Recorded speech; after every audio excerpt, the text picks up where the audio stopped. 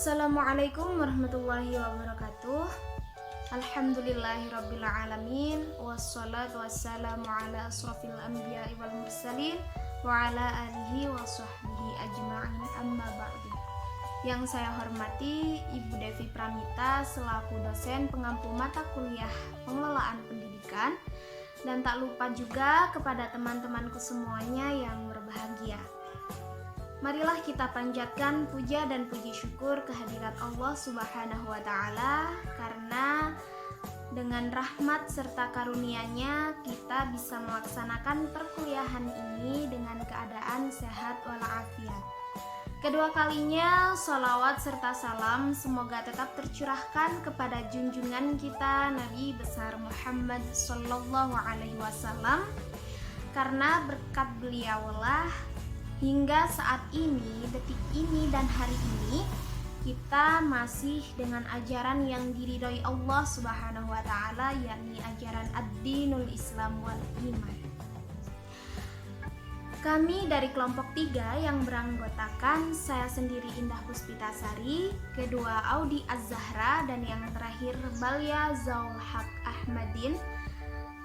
Kami akan mempresentasikan sebuah materi dengan judul pengelolaan kelas, di mana akan ada beberapa poin penting, di antaranya yang pertama, pengertian atau definisi pengelolaan kelas, kedua, tujuan pengelolaan kelas, ketiga, pendekatan pengelolaan kelas, keempat,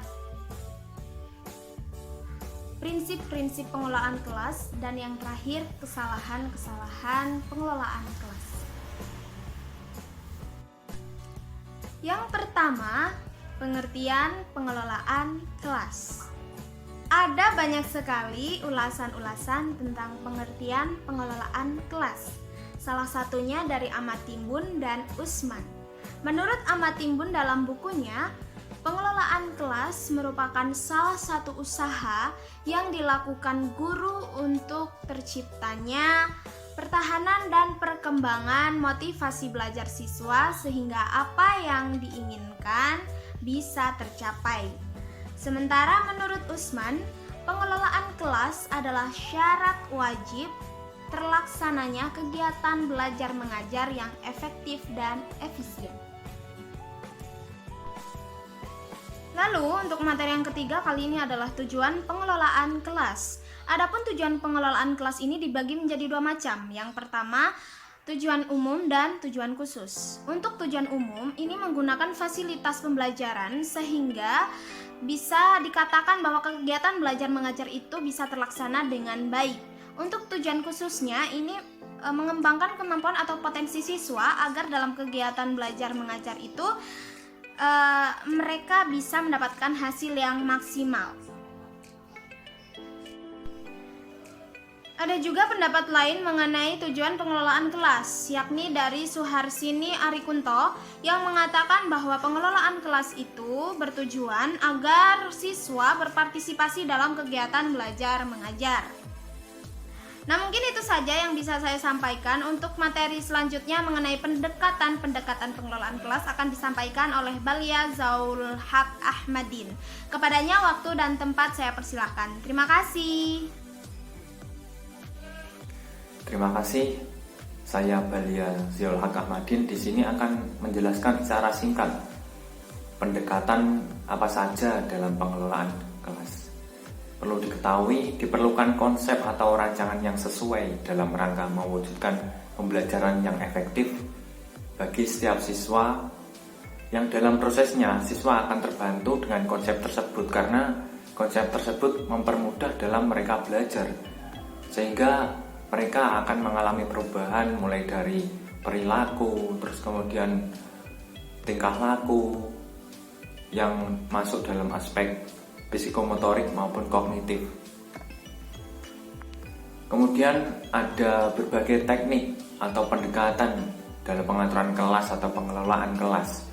Menurut Biggs dan Telfer dalam bukunya, guru itu dapat melakukan pendekatan ada dua kubu, yaitu yang pertama high structure decision, yang di situ menekankan pada keputusan yang diambil seorang guru dalam menciptakan suasana lingkungan pembelajaran yang sesuai dengan aturan yang berlaku pada lembaga. Nah, di sini siswa juga relatif sedikit diberikan pilihan. Jadi ini sesuatu rancangan yang dibebankan oleh guru, dibuat oleh guru yang juga harus ditaati oleh siswa. Yang kemudian kedua adalah low structure decision. Nah, pada pendekatan ini siswa diberikan banyak kebebasan memilih dan menentukan kesempatan dalam pengalaman belajar. Nah, kedua pendekatan ini sangat bertolak belakang. Namun yang kedua ini dicontohkan seperti guru membuat kesepakatan kontrak pembelajaran terhadap siswa. Itu merupakan salah satu contohnya. Kemudian selanjutnya ada beberapa pendekatan lagi menurut Sunaryo yang menjabarkan pendekatan pengelolaan kelas. Dalam bukunya ada beberapa sebagai berikut. Saya akan menjelaskannya. Yang pertama yaitu pendekatan kekuasaan. Pengelolaan kelas bertujuan untuk mengatur dan mengontrol tingkah laku seseorang. Nah ini, maka peran guru sebagai pendidik adalah menciptakan dan mempertahankan situasi disiplin kekuasaan. Jadi pure kekuasaan dari guru merupakan salah satu faktor utamanya. Yang kedua adalah kebebasan, pendekatan kebebasan. Ini dimaksudkan adalah proses pembelajaran siswa ini dibebaskan mau mengerjakan tugas kapan, di mana, namun yang perlu diketahui tugas tersebut dikumpulkan sesuai dengan waktu yang telah ditentukan. Yang ketiga adalah pendekatan pengajaran.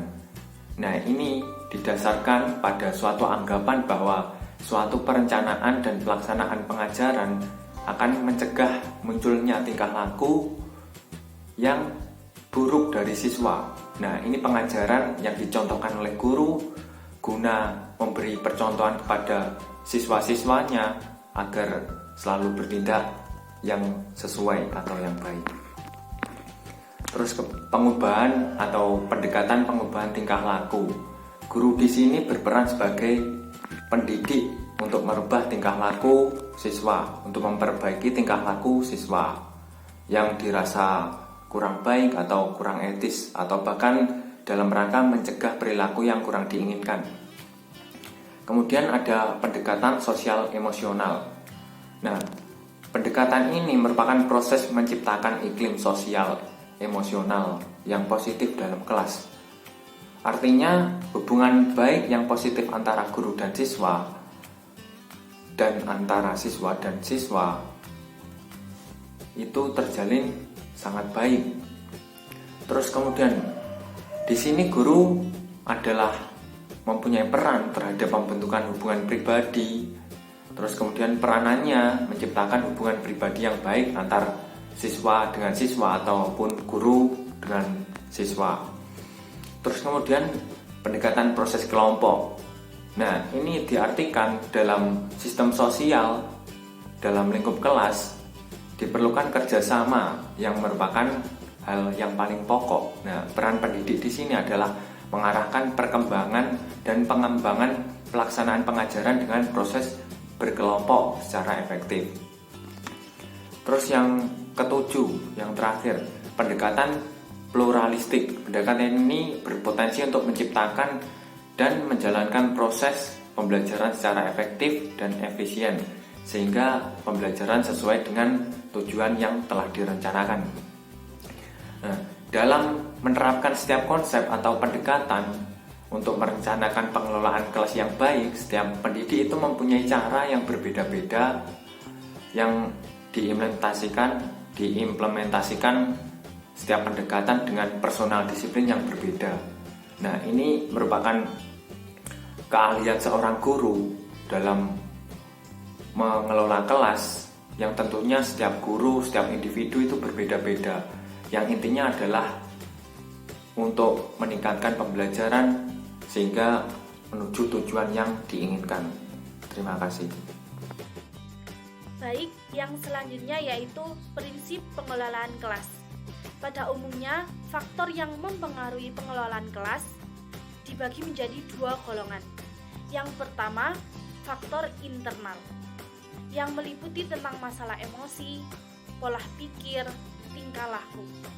Dan yang kedua, faktor eksternal yang meliputi tentang masalah lingkungan,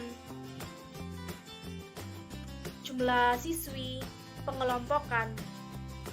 Maka dari itu, untuk meminimalisir problem pengelolaan kelas, diperlukan beberapa sebab atau tindakan. Yang pertama, membuat suasana hangat dan antusias. Guru yang hangat dan akrab kepada siswanya akan selalu menunjukkan antusiasnya dan mengembangkan pola pikir siswanya dalam pembelajaran yang sudah direncanakan. Oleh karena itu, guru harus memiliki pengetahuan yang tinggi agar bisa menyampaikan dengan baik dan diterima oleh siswanya. Yang kedua, menggunakan media pembelajaran yang bermacam-macam atau bervariasi. Ini bertujuan agar siswanya tidak jenuh dan menjadi kelas yang efektif. Oleh karena itu, guru harus memiliki banyak pola pembelajaran agar siswanya bisa semangat, seperti membuat games, memberi pertanyaan-pertanyaan yang masih tertuju pada pembelajarannya, gitu. Dan yang ketiga, membuat tantangan, seperti memberi soal pada mingguan atau bulanan. Tetapi sebelum memberi soal, guru harus mengerti soalnya, jawabannya, dan menambah wawasan agar apabila muridnya memberi jawaban yang tak terduga, yang membuat guru yang tidak dipikirkan sebelumnya oleh gurunya, gitu. Dan yang keempat, menanamkan sikap disiplin dalam segala hal. Peserta didik dapat mengembangkan disiplin diri sendiri. Oleh karena itu, guru harus mencontohkan teladan disiplinnya dengan bersifat ramah, baik, dan melaksanakan tanggung jawabnya dengan baik. Dengan begitu, murid akan mencontoh apa yang dilakukan oleh gurunya. Dan yang kelima, mengajarkan hal-hal positif, yaitu dengan penekanan guru terhadap siswanya agar melakukan hal-hal yang positif dan menghindari hal-hal yang negatif. Dengan itu, kesadaran guru agar melakukan hal-hal yang tidak mengganggu proses pembelajaran dengan bertingkah laku dengan baik dan memberi pengajaran yang baik. Selanjutnya yaitu permasalahan pengelolaan kelas. Ada dua jenis dalam permasalahan pengelolaan kelas, yaitu yang bersifat perorangan dan bersifat kelompok. Namun tanpa disadari, dua masalah tersebut hampir sama dan susah untuk dipisahkan. Tetapi sangat bermanfaat terutama pada guru apabila ingin menangani dan mengenali permasalahan tersebut di dalam kelas yang sudah menjadi tanggung jawabnya. Pada teknik mengenali masalah perorangan dapat dilihat dari yang pertama, guru merasa terancam. Hal itu merupakan siswa yang bersangkutan memiliki masalah ingin mencari kekuasaan. Dan yang kedua, guru merasa disakiti. Mungkin siswa yang bersangkutan memiliki masalah menuntut balas dendam. Dan yang ketiga, apabila guru tidak bisa mengatasi permasalahan itu, mungkin siswa memiliki masalah dalam ketidakcepatan dalam menerima pembelajaran. Kemudian mengenali permasalahan kelompok. Yang pertama, kurang mampunya mengikuti peraturan-peraturan kelompok.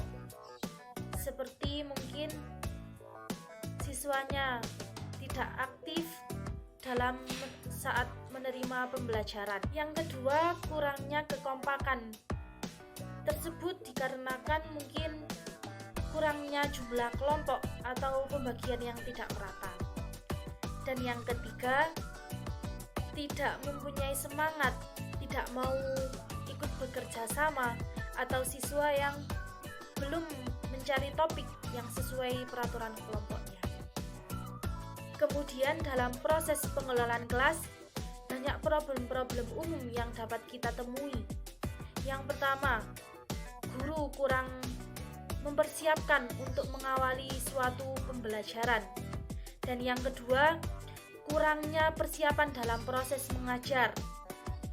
Dan yang ketiga, metode atau pembelajaran yang tidak sesuai. Yang keempat, tidak terdapat interaksi dalam kelas. Yang kelima, kurangnya perhatian terhadap peserta didik. Baik, itu dia pemaparan makalah dari kelompok kami yang berjudul pengelolaan kelas. Apabila ada salah kata, perbuatan yang tidak disengaja dari kelompok kami, mohon dimaafkan. Terima kasih. Wabillahi taufiq wal hidayah, waridho wal inayah. Assalamualaikum warahmatullahi wabarakatuh.